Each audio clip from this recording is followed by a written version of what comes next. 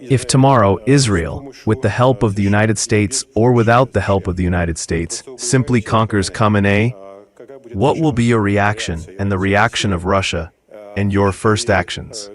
This is the first part of the question.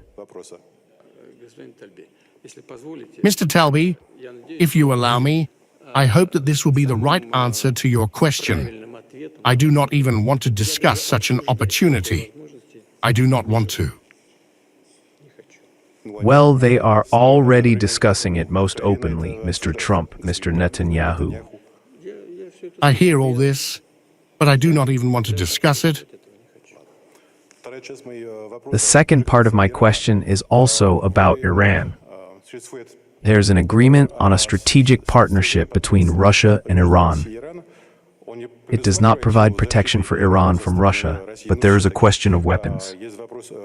Given the current situation and the sharpness of the situation, are you ready to provide new types of weapons for Iran so that it can protect itself from Israel's strikes?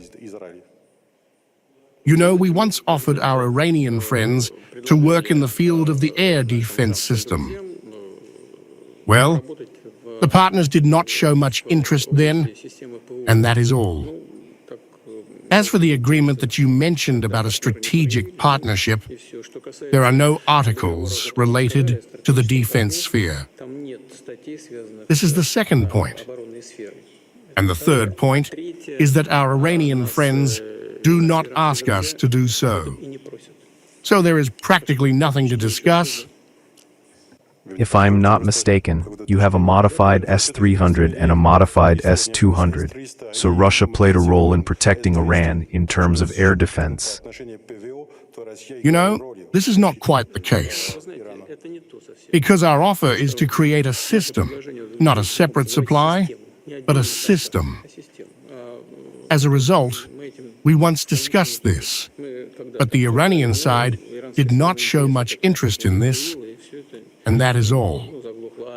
As for separate supplies, yes, of course, we carried out these supplies at one time. This has nothing to do with the current crisis. It was a so-called regular cooperation in the military technical sphere.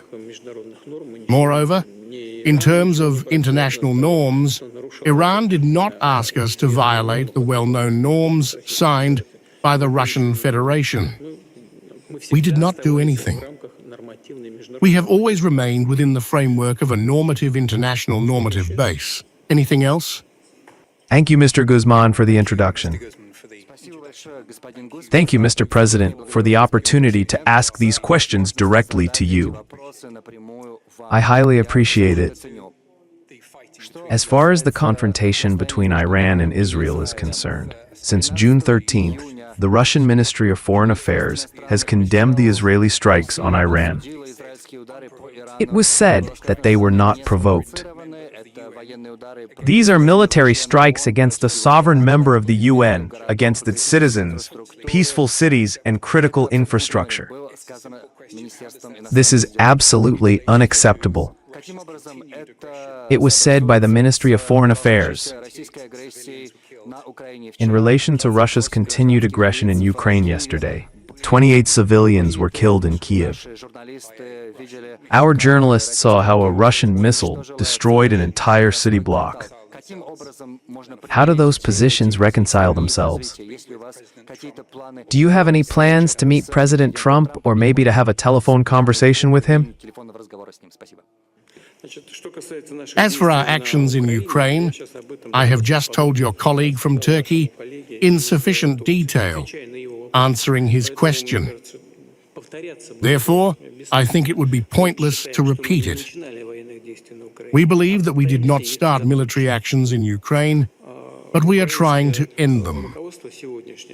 The current Ukrainian leadership started the war on its own territory after the coup that took place in Kiev, using armed forces against the peaceful population of the southeast, then the southeast of Ukraine, against Donbass, Lugansk, and Donetsk, including heavy equipment and aviation. They attacked the residential areas. For some reason, No one wants to remember this today, but it was this policy that led to the current armed conflict between Russia and Ukraine. This is the first point. The second point is that if your journalists had seen how our missiles destroyed entire residential areas, they would hardly have been able to say anything to you about it. They would not have survived. If they had seen something, they would have seen it from the outside. The attack was not on residential areas, but on the facilities of the defense and industrial complex, on the factories that produce military equipment. This is what we are doing. We are not keeping any secrets here. One of the goals of the special military operation is to demilitarize Ukraine, that is, to deprive it of its capabilities and to have armed forces that threaten us. To do this, we must either reach an agreement with them, and we agreed on this during the Istanbul agreements in 2020. We also agreed on the size of the armed forces that Ukraine might have. We agreed on the number of armies. We agreed on everything. But then, thanks to the efforts of the Western allies of Ukraine, they threw these agreements into the trash, as I said, and decided to fight us to the last Ukrainian and to a complete strategic victory. This is not possible. Therefore, instead of peaceful agreements, we are forced to achieve this goal with the help of the armed forces, namely demilitarization. We will not allow Ukraine to have armed forces that threaten the Russian Federation and its people. Your journalists have seen these blows. And of course, if we do not reach an agreement peacefully, we will achieve our military goals. Therefore, there is nothing unusual here. I hope that I have answered your questions in this regard.